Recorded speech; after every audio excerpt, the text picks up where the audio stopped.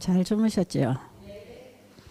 제일 반가운 것은 이정희 자매가 아침 6시까지 잠을 푹 잘 잤답니다. 축하합니다. 진짜 잠 못 자는 사람 잠자고 나면 얼마나 기분 좋은지 몰라. 통증 오다가 통증이 멈추면 살 것 같지요. 지금 우리 이정희 자매가 그 경험을 하고 있습니다. 치료하시는 하나님의 손길을 만나고 있습니다. 오늘 아침에는 예수님이 설교하신 그 설교 한 대목을 여러분에게 전달해 드리겠습니다. 마태복음 13장이 다 예수님의 설교인 거 아시죠? 사이사이로 많이 가르치실 때도 그렇게 하셨지만 마태복음 13장에는 천국 복음을 전부 비유를 들어서 설교하십니다. 왜 비유를 들어서 설교하셨을까요? 그냥 천국 얘기를 해주면 되는데 비유를 들어서 천국 복음을 전파하셨답니다. 예수님은 비유가 아니면 가르치지 않았답니다. 왜요? 그 심오한 하늘에 속한 영적 복음을 사람들이 이해를 못하니까. 그래서 마태복음 13장 35절에 보면 예수님은 비유로 가르치셨는데 창세로부터 감추인 이 진리의 비밀을 비유를 가지고 다 가르치셨는데 지금 우리가 보고 있는 이 하나님이 창조하신 이 모든 만물들, 하늘과 땅과 바다와 그 하늘 위의 하늘들과 이 모든 것들은 하나님 속에 감추어져 있는 그분의 속성, 그분의 능력, 그분의 품성을 드러내고 있다.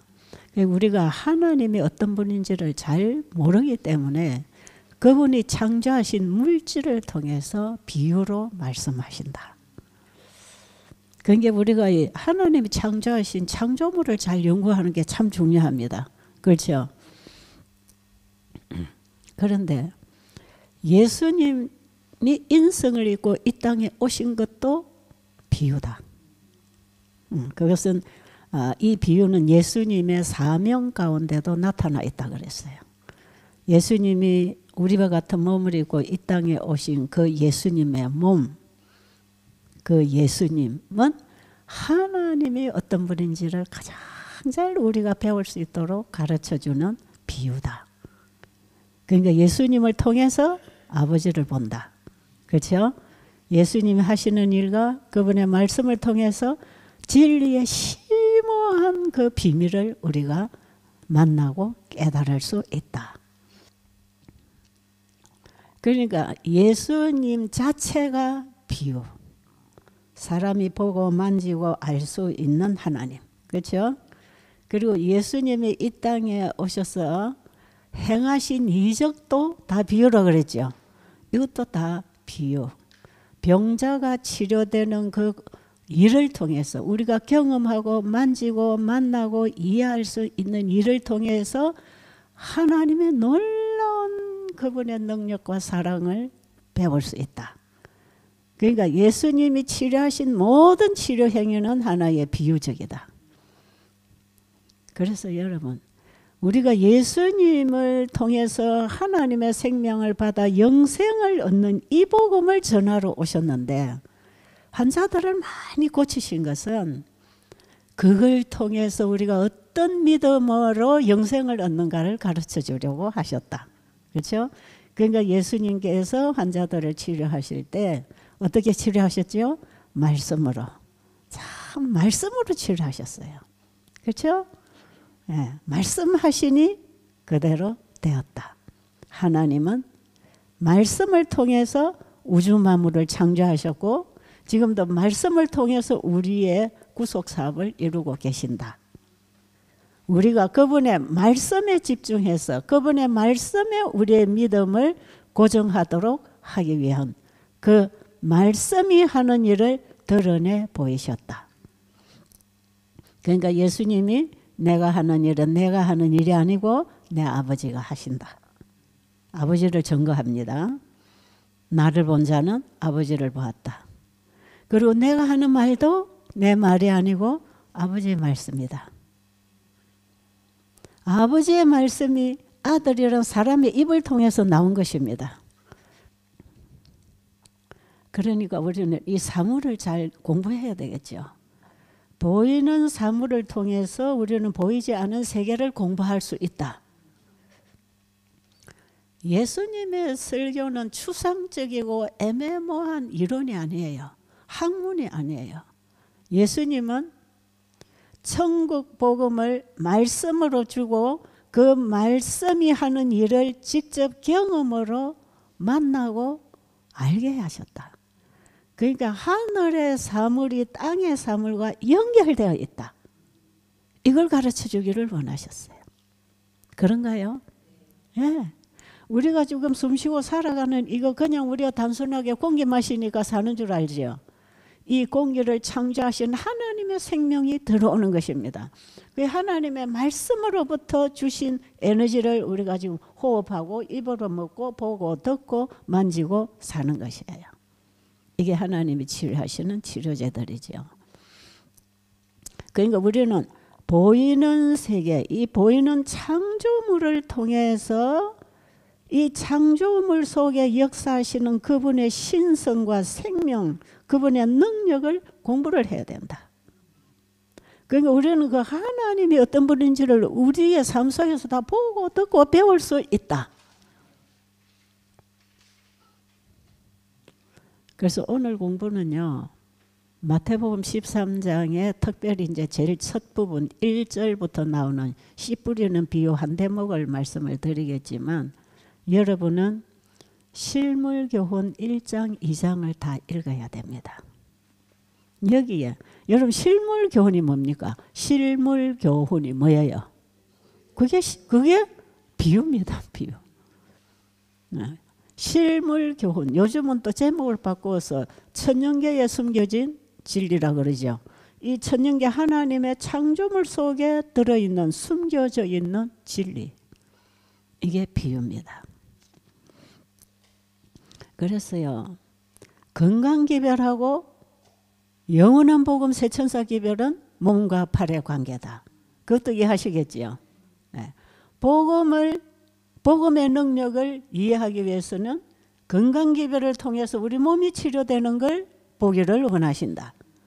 그러니까 영원한 복음인 세천사의 기별, 성경 전체를 포괄하는 복음, 영원한 복음, 완전한 복음, 하나의 복음으로 완전히 하나로 우리가 정리해서 말하자면 성경 전체는 하나의 그림이에요. 그렇죠? 하나의 그림인데 그 그림을 잘 보면 예수님입니다. 그래서 이거 제가 늘 퍼즐 얘기하잖아요. 이 퍼즐 여러분이 이거 사보면요, 그 상자 끝 전면에 그림이 딱 나와 있죠. 무슨 그림이든지. 그런데 이 그림을 혹은 수백 개, 수천 개로 다 피스를 잘라가지고 이 그림 모양이 나오도록 하나하나 붙이는 게 퍼즐 갖다 맞추는 거 아닙니까? 성경은 이 퍼즐 한쪽 한쪽처럼 쫙 성경에다 퍼져 있어요. 그래서 우리는 성경을 한쪽 한쪽만 가지고 전부처럼 막 얘기하면 그 잘못되는 거야. 그 세천사의 기별은 뭔가 성경 전체에 한 피스씩 전부 이렇게 흐트러져 있는 것을 이 그림을 보고 이 그림의 모양이 나오도록 제자리에 탁탁탁탁탁 갖다 붙여놓는 그게 세천사 기별이에요. 그 세천사 기별을 알면 성경 전체를 알 수 있다. 오늘 우리 영적 친교 시간에는 24장, 계시록 14장의 세천사. 그거 우리 오늘 공부할 거예요. 자, 그러면 세천사의 기별은 성경 전체의 피스로 이렇게 흩어져 있는 것을 예수님이라고 하는 그림을 그려나가기 위해서 이걸 다 예수님이 나오도록 갖다 붙여야 됩니다. 예수님의 눈이 있는 자리에 눈이 갖다 붙어야 되고 팔이 있는 자리에 팔이 갖다 붙어야 돼. 그래야 완전한 사람이 되는 것이에요. 예수님 전체를 우리가 볼 수 있는 그 복음이 뭐냐? 예수님이 우리에게 영원한 복음이시다. 그 예수를 믿음으로 우리는 구원받을 수 있다. 율법을 행하고 지키고 이런 말씀 많이 있죠. 율법을 지켜야 되고 뭐가 어쩌고 저쩌고 많이 있죠. 그것을 예수님을 중심으로 갖다 붙여야지 믿음의 의가 되지. 예수님에게 연결 안 한 행위는 다 행위주의, 형식주의, 가식주의입니다. 그건 위선주의예요. 안 되는 것이에요. 하나님의 말씀은 예수님으로 인하여 이루어지게 돼 있습니다. 그렇죠? 창조 때도 그랬잖아. 하나님의 모든 것이 예수님을 통해서 창조되었잖아요. 우리를 구속하시는 그 일도 하나님의 구속하시는 능력이 예수님을 통해서 우리에게서 완성될 것입니다. 그 완성된 모습은 율법을 회복하는데 그 원래 율법이신 그분이 예수님이십니다. 그게 말씀이에요. 하나님 말씀이 율법이고 율법에 생명이 있고 생명의 법. 그 법이 우리를 주관할 때 우리가 하나님과 연결된 사람으로 사는 것입니다. 그렇죠? 자, 그러면 이제 이 비유가 참 중요했다. 여러분 실물교훈 1장을 이제 여러분이 꼼꼼히 읽으시면 이 비유가 우리에게 뭘 가르쳐 주는가? 이게 이제 환하게 기록이 돼 있어요. 그 여러분 한 줄 한 줄이 진리입니다. 진리. 한 줄 한 문장이 한 대목이요. 얼마나 심오한 진리가 있는지 몰라. 눈이 번득번득 떠입니다. 말씀 읽으면요. 근데 마태복음 13장 이제 1절부터 보면 씨를 뿌리는데 예수님은 이 땅에 씨를 뿌리러 농부로 오셨다. 맞아요? 네. 무슨 씨? 천국 복음의 씨. 영생의 씨. 우리가 받아들이면 영생하는 씨. 생명이고 영생하는 생명이 있는 씨. 그게 말씀의 씨입니다. 그래서 누가복음 8장 11절에 보면 씨는 하나님의 말씀이요. 성경에서 씨 뿌리는 비유, 씨는 다 하나님의 말씀을 비유로 우리에게 가르쳐 준다. 자, 그래서 지난번에 우리가 어제도 말씀드렸죠. 씨가 땅에만 들어가면 씨가 가지고 있는 그 생명과 그 유전자의 법칙에 따라서 나무가 나온다. 그래서 큰 나무가 나와서 자라게 하는 그 모든 생명의 그 일은 씨앗 속에 있다. 그러니까 작은 씨가 땅 속에만 들어가니까 이게 떡잎이 나오고 가지가 뻗고 하더니 큰 나무가 자라서 새들도 와서 깃들이고 놀고 가고 집도 짓고 나무 밑에는 그 더울 때 태양빛을 가려주는 그늘이 되어서 사람들도 거기서 즐겨 놀고 지나가는 곳. 작은 계자새 하나가 들어가더니 이렇게 큰 나무가 나왔는데 그 씨앗, 작은 씨앗 속에 이 나무가 다 들어 있었답니다. 놀랍지 않으세요? 씨앗을 보면 나무가 보이지 않은데 씨앗이 땅 속에만 들어가면 나무가 나와. 하나님의 말씀을 보면 어렵기만 해. 이해가 안 되지요. 그렇죠? 이해 잘 되던가요? 하나님의 말씀을 보면 뭐가 뭔지 몰라. 근데 그 말씀을 어디다 심어야 돼요? 계자 씨는 땅에 심어야 되고 하나님의 말씀의 씨는 어디 심어야 돼요? 마음에 받아들여야 돼. 그걸 믿음이라고 한다. 그렇죠? 하나님의 말씀의 씨를 마음에만 받아들이면 이 마음이 하나님의 품성과 생명으로 사람을 거듭나게 하고 성화시키고 영적으로 자라나게 한다. 그리스도의 장성한 분량에 이르기까지 자라게 하는 것은 그 말씀이 주는 씨앗, 생명의 능력. 하나님의 말씀은 하나님과 동일한 생명, 그분의 품성, 그분의 능력. 그러니까 우리가 하나님의 말씀을 마음에 받아들이기만 하면 하나님의 생명과 품성이 우리를 통하여 재현된다. 그리 될까요? 씨앗이 들어가니까 큰 나무가 나오는 것처럼 하나님 말씀의 씨를 우리 마음밭에다가 받아들였더니 하나님 꼭 닮은 그분과 같은 사람으로 하나 다시 태어나서 자라난다. 그 씨가 주는 생명이 이 일을 합니다. 그래서 예수님은 씨를 뿌리는 농부로 오셨고, 농부가 씨를 뿌리고 가면 이제 키우고 자라고 나면 농부가 추수하러 오잖아요. 이게 예수님의 초림과 성령 성소의 사역과 지성소의 사역을 끝나면 재림하시는 얘기 아닙니까? 그렇죠. 예수님은 씨를 뿌리러 오셨다. 그분은 농부로서 일을 하셨다. 그런데 예수님은 자기 씨를 뿌렸다. 예수님이 가지고 있는 씨를 뿌렸대요. 그럼 우리도 이 씨를 받아서 자기 씨를 뿌리라는 거예요. 그게 자기 복음을 전하라는 것입니다. 그래서 계시록 14장 6절에 보면 새 천사의 자질은 영원한 복음을 가졌더라. 영원한 복음을 가진 자가 영원한 복음의 씨를 뿌립니다. 자, 여러분, 이게 한 말씀 속에서 우리가 끝날 게 아니고요. 성경 전체를 모아서 마지막 세천사 기별에서 우리가 이 영원한 복음을 이해를 해야 돼요. 퍼즐 맞추기를 해야 돼요, 이제. 그게 세천사 기별 연구하는 것입니다.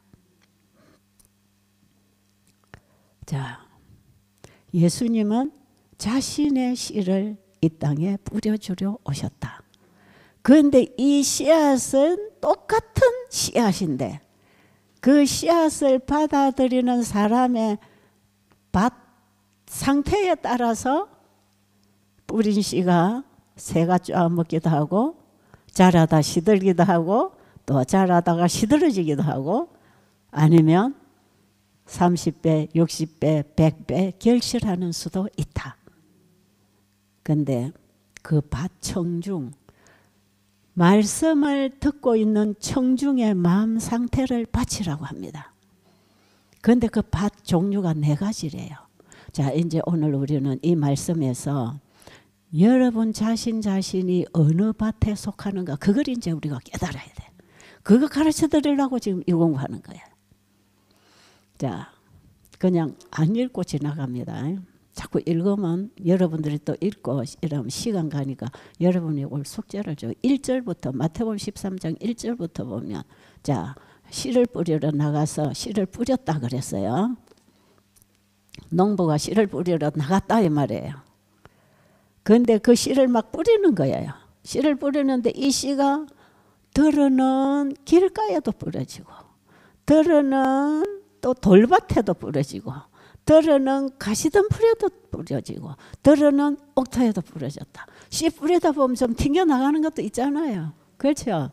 그 씨가 어떤 땅에 떨어지느냐에 따라서 이게 시들어 버리느냐 결실하느냐 이제 그겁니다. 자, 지금 여기 앉아 계시는 분 중에서도 이 4가지의 청중들이 있다고 봐야 됩니다. 그렇겠죠? 예. 이 복음을 받아들이는 마음 상태에 따라서 그 청중의 마음밭이 어떤 밭의 청중인가 이거 굉장히 중요합니다. 자, 그러면 길가에 뿌려졌다고 하는 그 길가는 어떤 마음밭인가? 여러분 길가는 딱딱합니까? 포근포근합니까? 길가에 씨를 뿌리면 잘 자랄까요? 안 자랄까요? 그러니까 뭐가 주워 먹는다? 새가 와서 바로 주워 먹어. 그 새는 사탄입니다. 예. 이 딱딱한 길가는요. 자동차가 지나가고 짐승이 밟고 지나가고 딱딱해가지고 씨가 떨어져도 밑으로 뿌리를 내릴 수 없을 만큼 아주 딱딱하고 잘 다져진 길가. 이것은요. 우리의 마음이 자기 중심으로 자기 생각으로 굳어있는 사람. 자중심적인 사람. 자기 생각으로 대로를 열어가고 있는 사람. 저는 이 말씀 보고 정말 재미있었어요. 자기 생각의 줄을 따라 쫙 가는 게 길가랍니다. 길은 잘 뚫려 있지요. 자동차고 짐승이고 사람이고 잘 갈 수 있잖아요. 그게 자기 중심에 자기 생각으로 흘러가는 사람. 이 사람의 마음밭은 길가라. 여기에 씨가 떨어지면 이거는 전혀 깨닫지도 못해. 그 길가 청중은 들어도 깨닫지 못하는 자. 그 여기 와서 앉아 있어도 저게 뭔 소리지? 저 왜 저런 소리를 하지? 전혀 깨달을 수도 없고 알아들을 수도 없고 그냥 하긴 하는데 어렵기만 하고 잘 안 들어옵니다. 마음밭 속에 깊이 뿌리가 안 나요. 안 들어와요. 들어도 깨닫지 못하는 자. 여기 그런 사람은 없지요. 혹시 있나요? 없어서 다행입니다. 자, 그럼 이제 둘째 밭은 뭐냐? 돌밭이랍니다. 돌밭. 이게 주로 이제 보통 우리 교인들 밭이 아닌가. 이게 뭐냐면요. 씨를 뿌리려면 이제 밭을 일단 갈아 뒤집어야 돼요. 그죠? 근본된 토지를 갈아라 그랬죠. 갈아 뒤집어 딱딱한 땅은 갈아 뒤집어야 됩니다. 갈아 뒤집으면 거기 또 뭐가 나오지요? 밑에 돌이 깔려 있잖아요.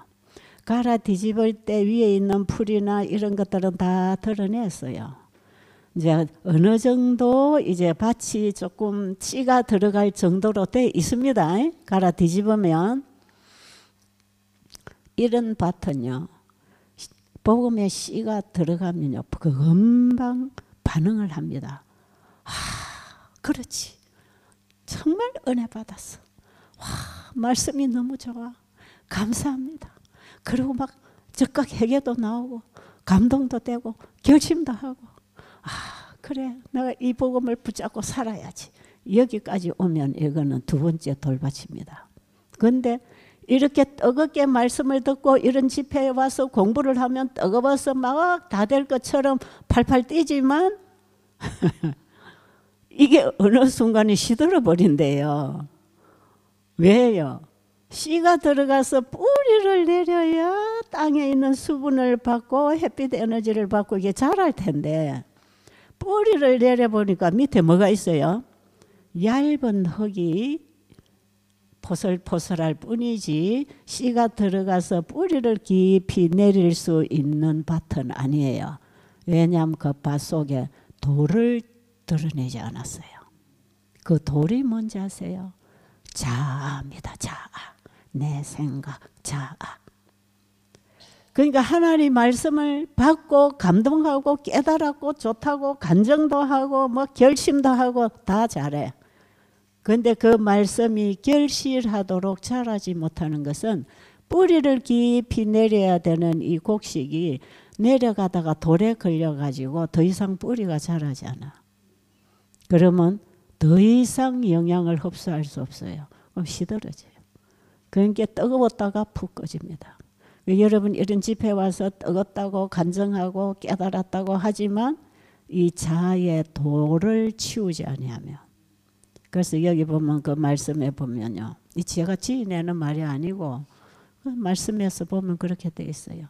우리는 이 영생의 씨를 받기 위하여 무엇을 지불해야 되는지를 모른다 그랬어요. 제가 어저께 구원은 얻는 거냐 사는 거냐 말씀드렸죠. 구원은 얻는 겁니까 사는 겁니까? 사야 된다 그랬죠. 여기 씨 뿌리는 비유에서도 이 말씀이 있어요. 우리는 그 구원을 얻기 위하여 무엇을 지불해야 되는지 모른다. 그 지불해야 되는 게 뭐라? 납니다. 나 자아를 뽑아내는 것이에요.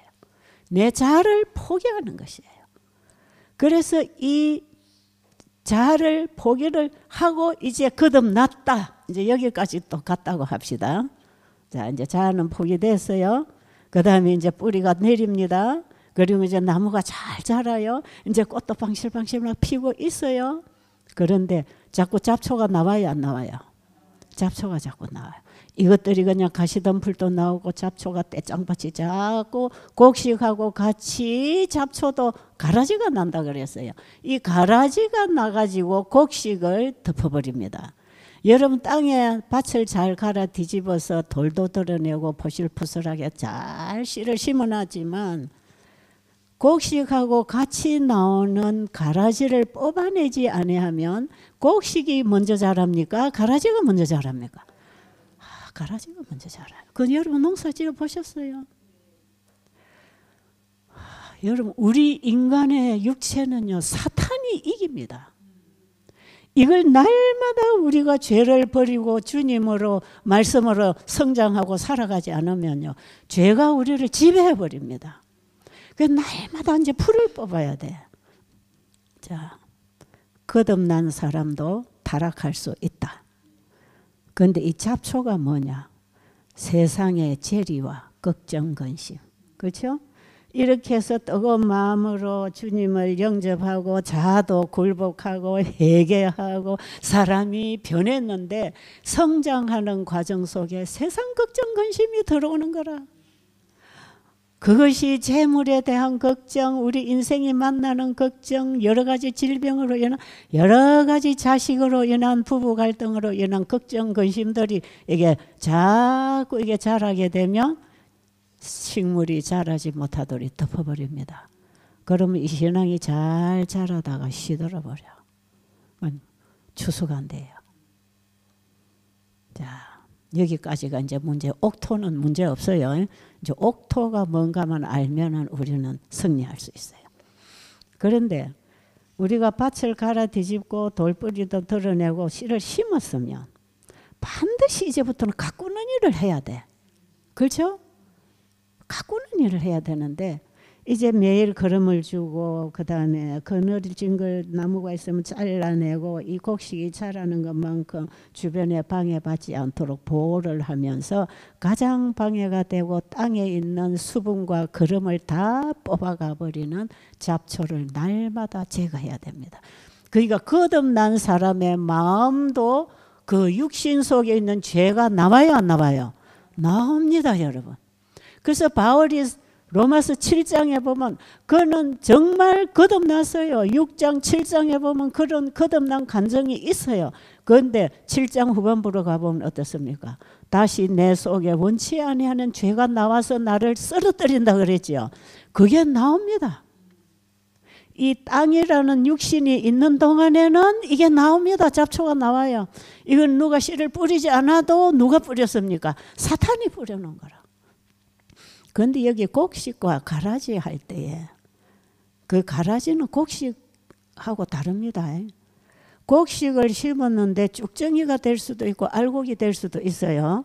이는 곡식을 가지고 두 가지로 비유하는 얘기고 지금 이 씨 뿌리는 비유에서는 곡식과 가라지를 얘기하는데 이 가라지는 전혀 종자가 다릅니다.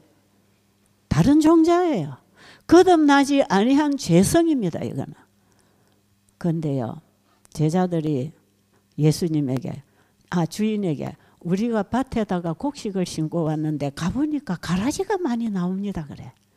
우리는 가라지 씨를 뿌리지 않고 곡식 씨만 뿌렸는데 왜 가라지가 나옵니까? 그러니까 주인이 뭐라 합니까?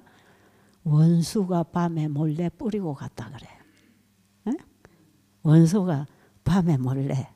우리가 잠깐 방심하는 동안에 죄가 나오냐 안 나오나요? 나오죠. 잠깐 우리가 주님에게서 시선을 돌리고 말씀에서 끊어지면 죄가 나옵니다. 그죠? 원수가 잘 때 우리가 영적으로 잠이 들고 졸고 있을 때 뿌리고 간대. 그런데 여러분 이 가라지를요. 원어적으로 의미를 찾아보니까요. 독초입니다. 독초. 가라지가 뭐다? 독초라.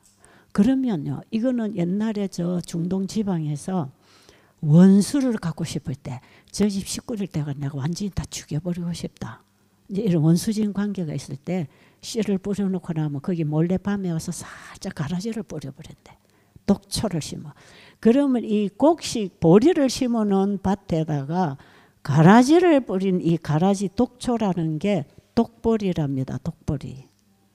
그게 보리하고 똑같아. 보리하고 똑같아 가지고 잘 모르는 거요. 다 크기까지. 그러니까 이것이 보리하고 같이 추수가 되어 가지고 이제 이것이 밥상에 밥이 되어 올라갈 때 입에 들어가면 사람이 죽어. 그러니까 곡식에다가 독보리를 섞어주는 거라. 물에다가 독극물 넣어주는 거하고 똑같아요. 마귀가 거짓을 한답니다. 자, 사탄이 예수님과 원수가 되어 있습니까? 예수님 하나님의 백성하고 사탄은 원수가 되어 있습니까? 창세기 3장 15절에서 이미 예수님 발표하셨잖아요. 내가 너로 여자와 원수가 되게 하겠다 그랬잖아요. 여러분, 아담 하와가 죄를 범해서 사단의 편이 되어서 사단과 원수가 되지 않았어. 그런데 예수님을 우리 안에 영접하면 죄와 원수관계가 됩니다. 그렇죠? 그 원수가 우리가 예수님을 통해서 받은 이 생명이 자라나지 못하도록 방해하기 위해서 이런 독초를 다 갖다 뿌려놓는 것이에요. 그래서 여러분, 사탄은요, 모조복음을 가지고 나온다는 거 아십니까? 어제 우리 공부했지요.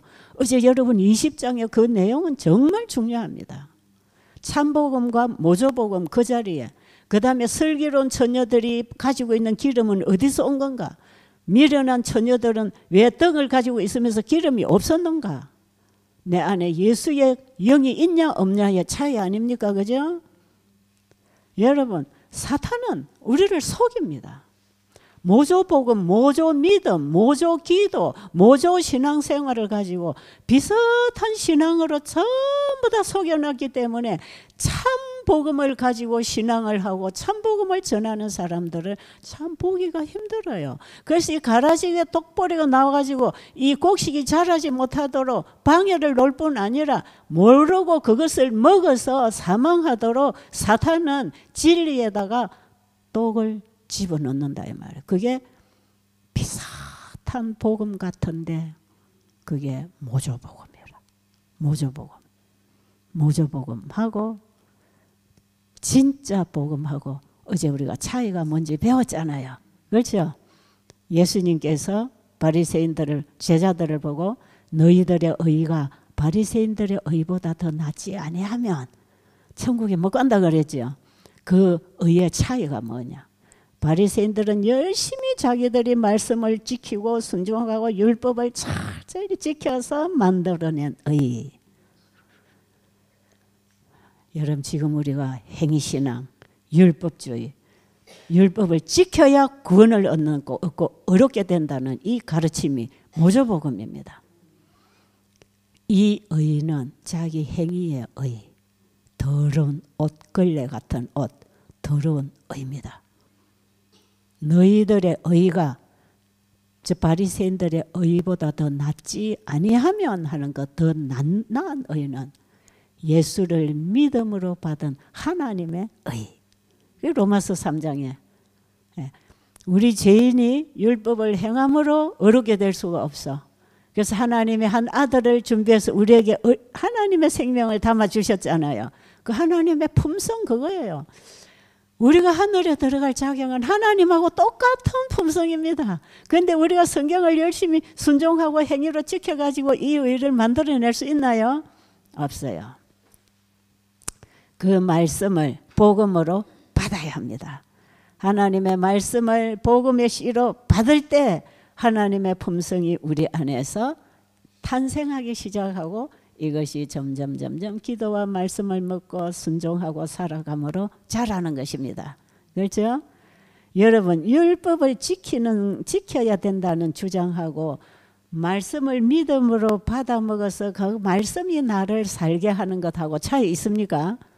여기는 참된 쉼이 오는 안식을 통해 회복하는 것이고 자기 행위로 열심히 지키는 것은 무겁고 수고하고 무거운 짐을 지고 가는 것입니다. 그래서 우리는 하나님 율법을 지켜야 되니까 이것도 안 하고 저것도 안 하고 이것도 안 먹고 저것도 안 먹고 뭐도 하고 건강개혁도 해야 되고 의료선교도 해야 되고 이렇게 받지 마시고 예수님을 말씀으로 받아들이면 그 말씀이 살았고 운동력이 있어서 나로 하여금 살게 하는 게 의입니다. 이 내가 하는 행위가 아니고 그분이 주신 의를 가지고 나누고 사는 것 아닙니까? 이것이 예수님이 본보여 주신 참된 의료 선교입니다. 우리는 다 의료 선교사 돼야 된다 그랬죠. 그 예수님 보여주신 모본인데 예수님은 자기에게 나타난 걸 보고 따라하라는 게 아니고 내가 아버지와 연결되어 아버지 것으로 사는 거 이거 너희들 본받아라. 그게 믿음으로 말미암아 너희를 본받아야 된다 이 말이죠. 그렇죠?